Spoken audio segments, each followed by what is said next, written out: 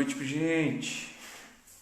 Vamos começar nossa live hoje sobre investimentos. Arrumar um material aqui que eu já separei.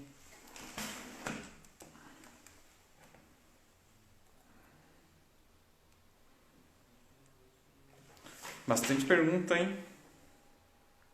Como ganhar mais dinheiro?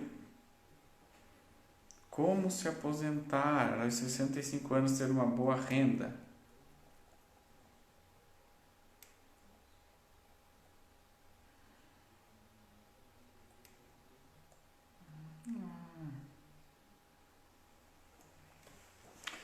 Gente, o tema da nossa live hoje é investimentos. Vamos colocar aqui, fixar. Investimentos.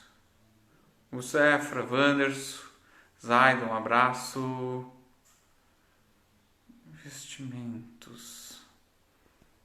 Vamos lá. Fixar. Tati. Ficou acordada, Tati? Isso aí.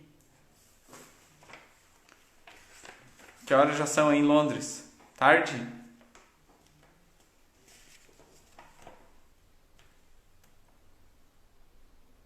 Oh, Roger. Um abraço, Roger. Quanto tempo? Um abraço.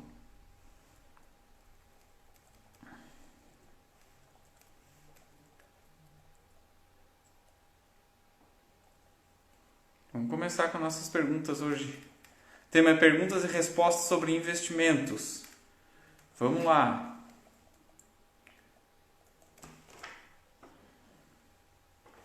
Comprar à vista ou parcelado sem juros? Não é bem sobre investimento, mas vamos lá. Depende.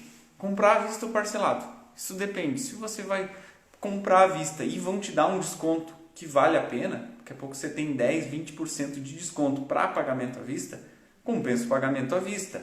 Agora, se não tem nenhuma diferença de você fazer parcelado e fazer esse pagamento à vista, aí não é tão bom assim o pagamento à vista. Então é preferível que você parcele, desde que você possa utilizar esse dinheiro à vista para fazer uma coisa muito mais interessante ou que te dê um lucro melhor. Então você faz esse investimento à vista e parcela, e não muitas parcelas, porque senão daqui a pouco você tem outras contas parceladas e uma vai ficar atrás da outra. Então, nesse caso, o parcelamento é benéfico, porque você pode fazer alguma coisa que te renda mais no pagamento à vista. Mas se não for esse o caso, não tem por que você fazer um parcelamento. E se pagar juro, aí sim, né? Se você tem o dinheiro para pagar à vista, não tem por que você fazer parcelado. Vale mais a pena ser remunerado pelos dividendos ou por fundos imobiliários em questão de imposto? A diferença dos dividendos para fundos imobiliários e para ações não tem diferença. Nenhum deles são tributados hoje. Tem o projeto, o Paulo Guedes passou um projeto para ser aprovado para passar a tributar os dividendos. Mas por enquanto os dividendos nem dos fundos imobiliários e nem das ações são tributados. O que difere um pouco de você comprar ações, por exemplo, de fundos imobiliários, é que os fundos variam menos. Os fundos têm uma variação bem menor. Então, embora estejam na renda variável, eles têm uma variação muito menor do que as ações. Então, se você não gosta muito de volatilidade, os fundos são mais adequados. Agora, se você pensa em ganhar sem ser somente com dividendos, também com a valorização das ações, por exemplo, do fundo, o fundo não vai ganhar muito. As ações oscilam bem mais e no longo prazo elas tendem a escalar uma escala bem maior. Então aí vale a pena as ações com certeza. Mas aí depende do objetivo. Para investimento sempre vai depender do objetivo, gente. Qual é o seu objetivo? Se tem um objetivo de viajar ano que vem, você vai ter que investir com um risco menor, e isso só vai dar em renda fixa. Para você investir com curto prazo, você vai investir em renda fixa para você ter num curto prazo como lucrar. né, como ainda ter um lucro mesmo que menor. Agora, se você tem um horizonte de tempo muito maior, de 10, 20 anos, aí com certeza a renda variável é o que mais vai te dar valor, seja fundos imobiliários ou seja ações. No longo prazo, eles sempre vão compensar. Só que, veja bem, você tem um objetivo de comprar uma casa daqui 5 anos ou uma viagem daqui 3 anos. Se você investir nas ações, acontece como aconteceu agora na pandemia, você vai perder dinheiro se você vai precisar resgatar esse valor. Então, não é aconselhado, menos de um horizonte de menos que 7, 10 anos, você investir em ações, a menos que seja para especular, tá? Mas como eu acredito que o pessoal é iniciante e queira formar uma carteira para aposentadoria, aí as ações você vai investir em fundos imobiliários com um horizonte maior, porque no pequeno prazo, no curto prazo e médio prazo, se perde dinheiro com esses investimentos. E claro, tudo depende do risco que você quer tomar. Se você quer tomar, quanto mais risco você está disposto a correr, mais você vai ter uma maior rentabilidade, você está exposto, né? Mas tem gente que não quer correr o risco. Até tem uma pergunta aqui: qual a dica que você daria para as pessoas que investem na poupança para encorajá-las a investir na bolsa? Gente, quem investe na poupança hoje está perdendo dinheiro. Com os juros como estão, quem investe na poupança hoje perde dinheiro. Por quê? Veja bem, se você investir R$100 na poupança hoje, com a taxa de juros da Selic a 2,25, a poupança paga 70% da Selic. Então hoje esses R$100 dariam, depois de um ano, depois de 12 meses, eles renderiam R$1,57. R$1,57. Pouco? Pouco. Muito pode dizer, mas pelo menos está lá, é seguro. Mas veja bem, se você tem esse pequeno rendimento de 1,57 e de outro lado você tem inflação que vai dar 4%, que é uma coisa bem viável que possa acontecer ano que vem, então você vai perder dinheiro, porque o teu dinheiro, os R$101,57 não vão comprar o mesmo que compravam antes. Então o teu poder de compra diminuiu. E então a poupança não é investimento de forma alguma, tá? Não compensa você deixar dinheiro na poupança. Mesmo para quem está começando, antes de investir, a primeira coisa que você tem que pensar é ter uma reserva de emergência. Reserva para imprevistos, que é aconselhável ter de um valor entre 6 e 12 vezes o que você gasta no mês. Você tem um gasto lá de R$3.000, de R$1.000, de R$10.000, você multiplica aquilo ali por 6 ou por 12 meses, dependendo da tua situação. Se você é funcionário público, que tem uma estabilidade melhor, você pode começar com 6 salários. Agora, se você é autônomo, que depende do que está acontecendo todo dia, aí já se aconselha você a deixar 12 meses de salário. Kátia, você recomendaria usar planilha de controle diário de gastos? Diário, não. Por que não? Porque se você começar a controlar as despesas do dia a dia, todo dia, fazer uma planilha muito minuciosa, vai chegar 30 dias, você vai fazer. 60 dias, talvez você não faça ela frequente. Então, eu não acredito que você tenha que fazer aquele controle tão rigoroso. Eu gastei lá, eu tomei um cafezinho, eu gastei isso. Eu saí, comi alguma coisa, um chocolate e eu gastei. Isso não. Mas o que eu aconselho é você ter uma planilha de controle de gastos. Isso sim.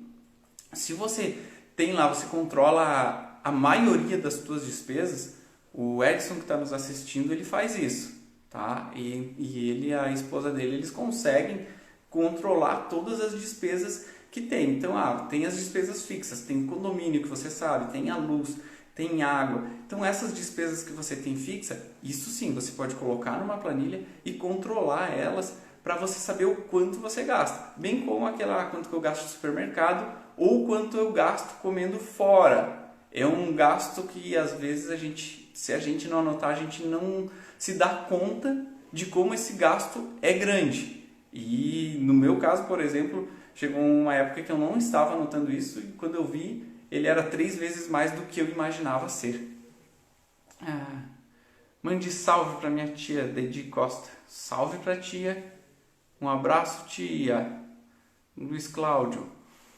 E uma outra coisa assim, ó, vocês têm que ter um objetivo. Quem está pensando em investir tem que ter um objetivo claro. É a primeira coisa que você tem que saber. Para que eu estou investindo? Porque senão você só guardar dinheiro por guardar, você vai desanimar e chega uma hora que você não vai mais querer guardar esse valor. Então é uma coisa que vai desanimando. E bem como você tem que deixar uma recompensa. O que é uma recompensa? Muitas pessoas adotam uma filosofia de economia em partes. Eu vou deixar, por exemplo, 55% para as minhas despesas do dia a dia. Aí eu deixo mais 10% para o lazer, 10% para a educação, 15% para a economia, para a aposentadoria, para investimentos de longo prazo. E aí eu deixo mais um percentual menor para investimentos de curto prazo. Então, esse controle dessa forma é um controle bem interessante. Eu faço dessa forma há alguns anos, vem dando certo para mim e aconselho a fazer quem quiser. Claro que a proporção é diferente de cada um. Tem gente que, mas eu hoje sou solteiro, não tenho família, eu consigo economizar 70%, 80% do meu salário. Então, se você consegue tudo isso, ótimo. Quanto mais você conseguir, no longo prazo, mais isso vai te ajudar. Você não vai passar, com certeza, por apuros. O que seria reserva de emergência e qual o percentual adequado para se ter? Reserva de emergência é aquilo que eu falei. É um valor destinado para emergências, que elas sempre ocorrem, seja uma doença, você bateu o carro, o teu carro não tinha seguro ou tinha seguro e foi negado o seguro e você precisa do carro para trabalhar. Então, é aqueles imprevistos que sempre ocorrem. E o lugar adequado para se ter... é importante essa pergunta. Gente, a poupança hoje, por exemplo, a gente estava falando, ela rende 70% do CDI. E é muito pouco. O CDI, o que é o CDI? O CDI, ele normalmente rende a mesma coisa que a taxa Selic. É 0,01, 0,1% a menos. Mas digamos que é a mesma coisa, hoje é 2,25%. Então, o lugar adequado para você deixar é sempre algum lugar que te renda pelo menos 100% da Selic, 100% do CDI. Hoje a gente tem o Nubank, tem na própria conta, se você deixar o dinheiro parado lá, ele vai te render 100% do CDI. Banco Inter também tem um CDB com liquidez diária, que rende isso. Ou agora o próprio Tesouro Selic, que é o investimento mais seguro que se tem. Por que é o investimento mais seguro que se tem o Tesouro? Tesouro direto é você emprestar dinheiro para o governo. E se o governo quebrar, o país quebrou, então não nos resta mais nada. Então é a melhor economia que tem, mais seguro, é deixar no Tesouro Selic o valor para a reserva de emergência. Lembrando que a reserva de emergência você não vai buscar a rentabilidade, não vai buscar ganhar muito, mas sim ter o dinheiro. Você vai ter aquela liquidez de conseguir esse dinheiro a hora que você precisar. A hora que você mais precisar, vai ter aquele dinheiro disponível ali. E liquidez é tudo. Liquidez é tudo. Se você tem um imprevisto, você precisou passar por um exame médico, você não tem dinheiro, uma cirurgia, pode ser um caso de vida ou morte. Então você tem que ter esse investimento e pode resgatar ele com liquidez imediata, no máximo, como é o caso do Tesouro Direto, no Tesouro Selic, com D+1, que se você pedir hoje, no dia seguinte vai estar na tua conta. Tá? Até sobre o Tesouro Direto, o Tesouro Selic, hoje saiu a notícia que ele não vai ser mais tributado. A B3 tributava em 0,25% o dinheiro que era deixado no Tesouro Selic, hoje saiu regulamentando que não vai ser mais tributado. Porém, até R$10.000. Acima de R$10.000 ele começa a ser tributado já. Primeiro passo, então, ter reserva de emergência. Antes de investir, antes de qualquer coisa, faça a sua reserva de emergência. Tem uma pergunta do Carlos: posso investir sem ter dinheiro? É um pouco difícil, mas você pode começar a planejar. Você pode começar fazendo tua reserva de emergência. Você faz essa tua reserva, deixa num local com liquidez imediata, que você resgate a qualquer tempo. Aí sim, depois que você formou essa reserva, você parte para os investimentos. Aí você pode começar com um CDB, um LCI, um LCA, tá? E aí o próprio tesouro. Depende muito do objetivo. Se você tem um objetivo de curto prazo, a renda fixa é o lugar. Se o teu objetivo é um médio prazo, aí um tesouro direto provavelmente será a melhor opção para você. Tesouro direto com o IPCA, que é a inflação, rendendo a inflação mais 4, 5%, tá? É um ótimo investimento a médio prazo. Aí, outra coisa que tem é ações, né? Renda variável.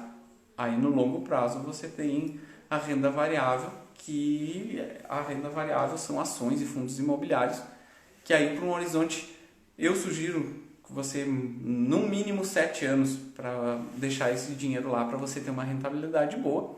E hoje é o que mais vai render, são ações e fundos imobiliários. O que são fundos imobiliários? Muita gente me pergunta aqui, o que são fundos imobiliários? Gente, fundos imobiliários é como se estivesse comprando um imóvel, só que você pode, a partir de R$100, comprar uma cota do imóvel, tá? E todo mês ele vai te pagar os dividendos, que são como aluguéis. A grande vantagem desses aluguéis é que eles não são tributados. Então você vai ganhar esse valor todo mês na tua conta e eles não vão ser tributados, tá? Quem não precisar desse dinheiro, o ideal é que reinvista esse valor. Então reinvista esses valores em ações ou em mais fundos para render mais dividendos. Ou para quem já está pensando em se aposentar, aí sim, aí colhe os frutos e aproveita isso aí, faz um complemento de aposentadoria ou a própria aposentadoria através dos fundos imobiliários. É um meio muito eficiente para você criar uma renda. Até porque hoje a gente não sabe se vai se aposentar mais. Cada dia a previdência muda e fica cada vez mais difícil de se aposentar. Pergunta do Lucas. Vamos lá. Para fins de aposentadoria, bom ter uma carteira mesclada entre fundos imobiliários e ações, ou um maior percentual em cada um deles? Essa é uma pergunta bem interessante. Tem uma regra que alguns financistas usam, que é a seguinte: a regra dos 100. Você coloca 100 e deduz a tua idade. Por exemplo, eu tenho 35. Então faz lá 100 menos 35, então 65. 65% você coloca em ações e 35% em fundos imobiliários. À medida que a tua idade vai avançando, você vai rebalanceando esse percentual. Essa é uma regra muito usada há anos. Tatiane, podemos manter a reserva de emergência e investimentos a curto prazo na mesma aplicação? Sim, pode. Você pode ir lá e investir em Tesouro Selic, tá? A curto prazo é uma rentabilidade que você vai ter uma liquidez lá. Porém, veja bem, se o Tesouro Selic está te pagando 100% do CDI e você pode resgatar a qualquer tempo, você vai ter alguns CDBs, através de corretoras principalmente, que esses CDBs vão te pagar 140%, 150% se você deixar 1 ano ou 2 anos nesses CDBs. Então depende do curto prazo que você vai utilizar. Se você pode deixar esse valor lá por 1 ano ou por 2, aí compensa você deixar esse valor em um CDB, que vai te render um pouco mais do que no Tesouro Selic ou um CDB com liquidez diária. O risco de investir em fundos é o mesmo de ações? Não, os fundos eles oscilam muito menos que as ações. Eles têm uma linha bem mais decrescente. Até tem uma comparação deles, acho que está no site da B3, onde mostra as ascendentes do Ibovespa, que é as ações, e do IFIX, que representa os fundos imobiliários. Eles oscilam muito menos que as ações, eles têm um risco muito menor. Principalmente os fundos tijolo, que são os fundos que investem em imóveis mesmo. Então, fundo de galpões de logísticas, tipo HGLG, é um fundo que investe nessa modalidade. Então, ele passou por essa pandemia sem nenhum atropelo, porque ele continuou as suas locações normais, né? Diferente dos fundos de shoppings, que sofreram um pouco, mas essa foi uma situação bem atípica para os fundos de shopping. Eles sofreram um pouco mais, mas todos eles vão sair disso, não tenho dúvida que eles vão sair muito melhor. E a hora que acabar a pandemia, eles com certeza vão conseguir ter uma rentabilidade muito maior, porque os shoppings vão voltar a toda. Todo mundo não vê a hora de sair de casa, então daqui a pouco sair uma vacina, acabou esse vírus, os shoppings vão ter a mesma rentabilidade ou muito maior, porque o pessoal vai voltar a frequentar os shoppings, assim como muita gente pergunta das ações. Mas a CVC, que trabalha basicamente com turismo, ela vai voltar? Não vai voltar?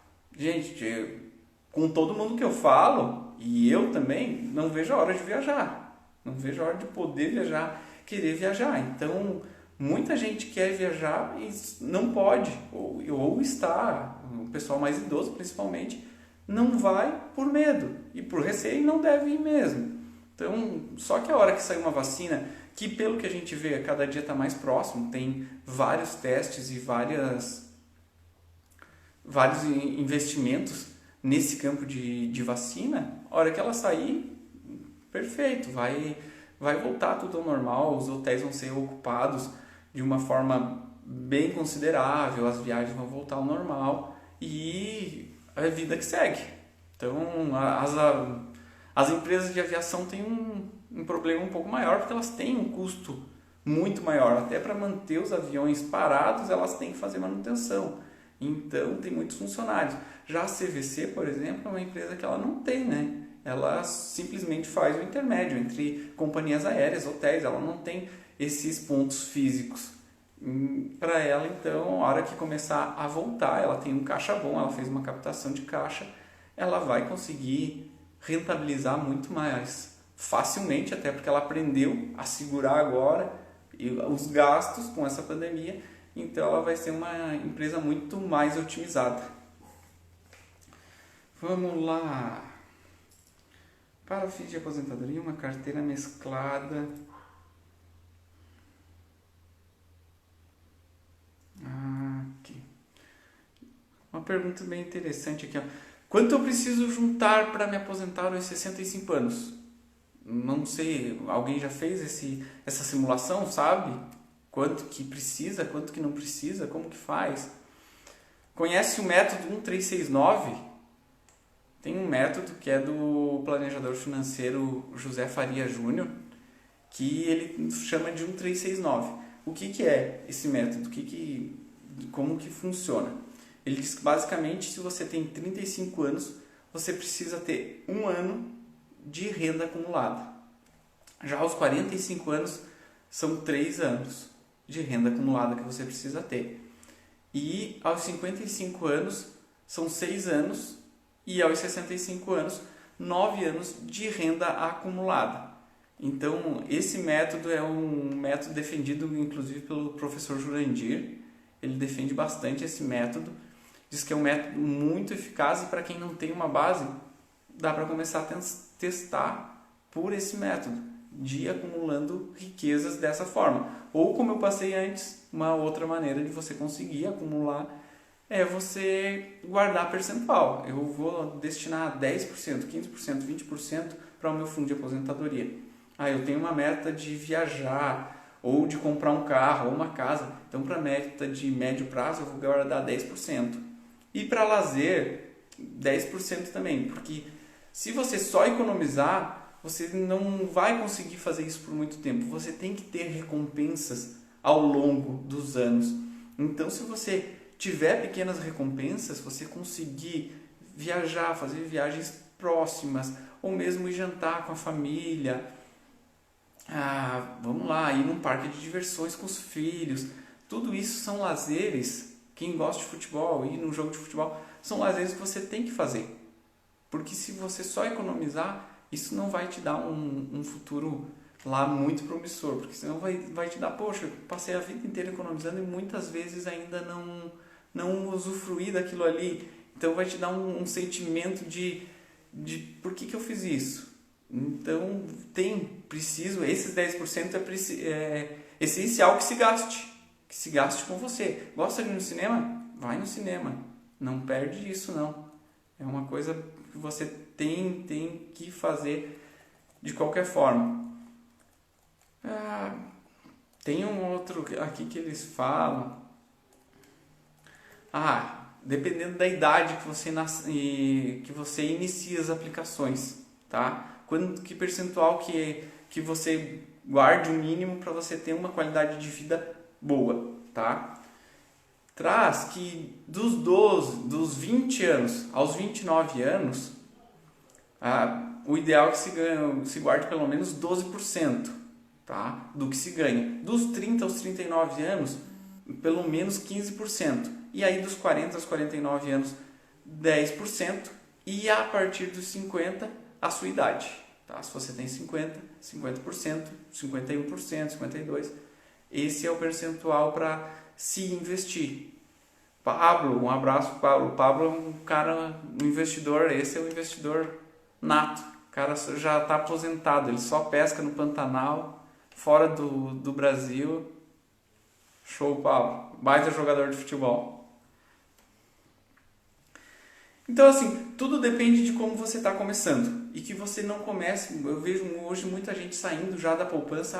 Eu ouvi falar que as ações rendem muito. Eu vou partir direto para as ações. Sem saber como que funcionam as ações. E isso é um erro que você pode cometer, que pode te custar muito caro. Mas é porque as ações é perigosa? Não, é porque se você investir no que você não sabe, isso sim é perigoso. Então, comece gradativamente. Você vai para a poupança, depois você sai da poupança, vai para um CDB, que rende um pouco mais. E aí do CDB você vai para um tesouro direto, para o fundo imobiliário e para ações. Então esse caminho é essencial que você passe e com paciência, porque se você tiver muita fobia de chegar a grandes valores, a um grande percentual, você pode entrar em pirâmides financeiras e perder todo o valor. Você pode ter sérios problemas. E aquela dica de amigo, um amigo me falou que essa ação é boa, eu vou comprar. Também é muito perigoso você comprar sem saber o que é, sem saber no que você está investindo. Você tem que analisar os fundamentos da ação e por que você está comprando aquilo ali, se aquilo faz sentido para você. Porque daqui a pouco não é que o teu amigo está falando que é uma coisa boa e não é. Pode ser boa, mas é para ele. E para ti não faça tanto sentido assim você investir nessa ação. Eu vou dar um exemplo para vocês. A minha mãe teve investimento em poupança por muito tempo. E ela, por muito tempo, foi relutante a tirar o dinheiro da poupança. Ela não queria tirar o dinheiro da poupança, até que eu convenci alguns anos atrás que a gente fizesse um LCI, que é um investimento conservador, que rende mais que a poupança. Disse, mãe, vamos investir nesse investimento aqui? E até que ela concordou em tirar o dinheiro da poupança e investir nesse valor. Venceu essas LCI que ela vinha prorrogando uma em cima da outra. Aí ela perdeu o medo de investir nesse tipo de ativo. E a empresa, o banco que ela investe, um bancão, ligou para ela. A senhora quer reaplicar esse valor? Ela disse, não sei, vamos ver com meu filho que ele está tomando conta para mim. Aí me liga a gerente dela do banco e disse, eu quero só saber se ela quer investir aqui, né? Quero que ela invista, reaplique esse valor. Depende, me passa as taxas que você tem, as melhores, de fundos, de previdência, aplicação em LCI, CDBs. E ela me passou, eu até tenho aqui, ela me passou, e a maior aplicação que ela tinha para você investir por 2 anos era de 84% do CDI. Veja bem, o CDI está em 2,25%. Se ela investisse por 2 anos, esse valor que ela tinha lá, ela ia conseguir uma rentabilidade de nem 2% ao ano. Horrível, horrível. Então, como eu falei para vocês, qualquer banco, qualquer corretora de valores vai te oferecer em um fundo de liquidez diária pelo menos 100% do CDI. Aí eu abri a minha corretora, a conta da minha corretora, mostrei para a mãe, mãe, aqui o primeiro investimento que eu abri ali num CDB para os mesmos 2 anos, 140%. A minha mãe perguntou, poxa, mas isso aí quando a esmola demais o santo desconfia. A minha mãe usou essas palavras. Então eu vou investir isso aí é seguro?